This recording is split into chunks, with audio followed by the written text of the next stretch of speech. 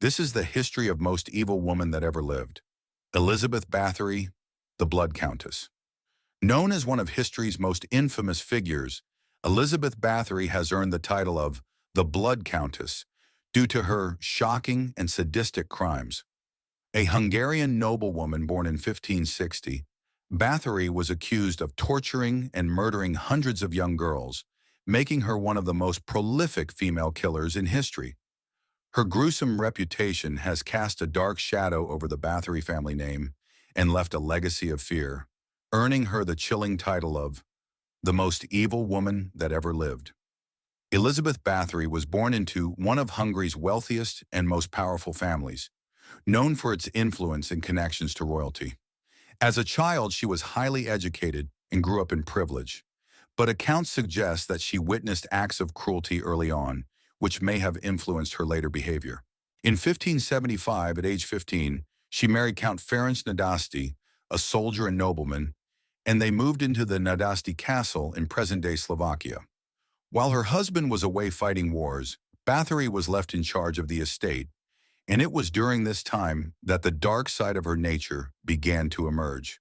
The legends surrounding her life became the foundation of countless horror stories and rumors of witchcraft and vampirism. Báthory's crimes are both well-documented and terrifying.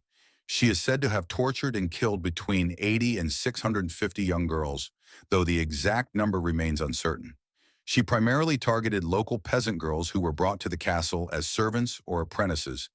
But as her crimes escalated, even daughters of lesser nobility fell victim to her cruelty. The methods she used were brutal and sadistic. Witnesses and surviving servants claimed that Báthory would beat, mutilate, and burn her victims. In some accounts, she allegedly bathed in the blood of virgins to preserve her youth and beauty, a gruesome detail that later led to her comparison with vampires and other supernatural legends.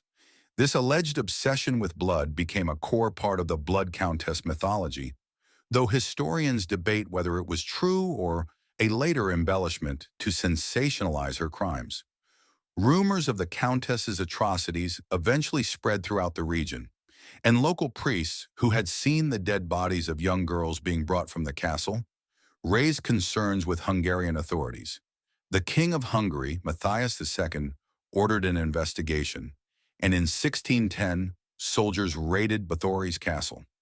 They reportedly discovered evidence of horrific torture, mutilated bodies, and a dungeon filled with blood-stained tools.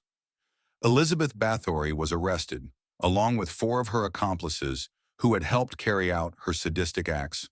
While her accomplices were tried, convicted, and executed, Báthory was spared the death penalty due to her noble status. Instead, she was sentenced to life imprisonment and was confined in a small, windowless room in her own castle. She spent 4 years in isolation until her death in 1614. Elizabeth Báthory's crimes have immortalized her as one of history's most notorious figures. Her reputation, as the most evil woman that ever lived, has been cemented through legends and retellings, with stories of her sadistic acts becoming a part of horror folklore. Her tale inspired the character of Countess Dracula in Bram Stoker's Dracula, as well as numerous books, films, and cultural references. Historians debate whether all the accounts of her crimes are factual or exaggerated. Some suggest that she may have been a victim of political enemies who sought to ruin her family's name. Regardless of the truth, her story has captivated and horrified generations, and her legacy remains a testament to the darkest depths of human cruelty. Elizabeth Báthory's crimes are remembered as some of the most monstrous acts committed by a woman in history. Her case raises questions about the nature of evil, the abuses of power, and the thin line between myth and reality.